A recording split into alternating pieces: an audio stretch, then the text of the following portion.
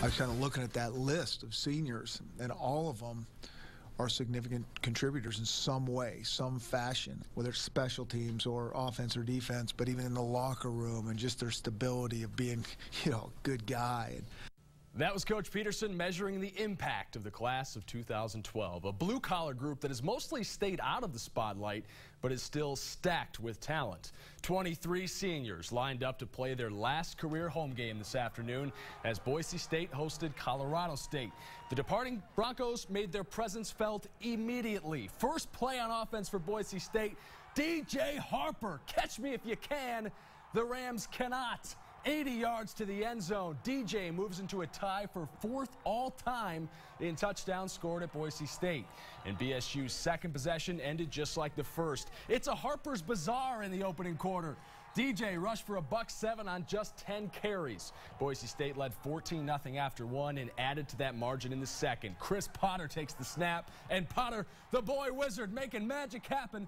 21-0 Broncos. Then the young guns get going. Later in the quarter, Jay Ajayi, 24 yards. Looks like the future of the Bronco backfield is in capable hands. And so is the receiving corps. Joe Southwick hooks up with Matt Miller for the touch. 28-zip home team.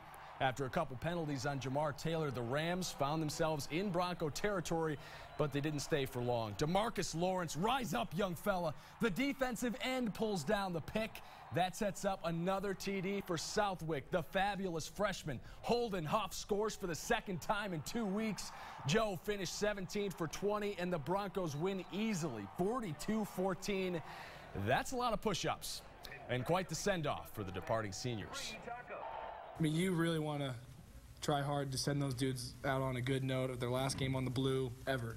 And, as a junior now, it makes me start to think, next year is it for me. We have, seniors that care, that want to go out and, do great things, especially on their last game on the blue. We really cherish that. And we have, great teammates. Those underclassmen, played their hearts out, too, as well. You heard DJ. The Broncos played their hearts out. And let's take a look at where that effort got them. Boise State is still tied atop the Mountain West Conference standings. If BSU beats Nevada December 1st, the team is guaranteed a share of the title. The only way the Broncos could win the Mountain West outright would be if San Diego State loses to Wyoming and Fresno State drops its last game to Air Force. Rachel, I do have a prediction for you, though. All right. Boise State will be back in the BCS Top 25 tomorrow. 5 teams in the Top 25 lost today, including Kansas State at number 1 and Oregon at number 2, and a couple teams lost on the back end. Boise State was really close to sneaking into the Top 25 last week. I guarantee they're in it tomorrow. Okay. Should we put money on it? I'll be here and eat crow if I'm wrong.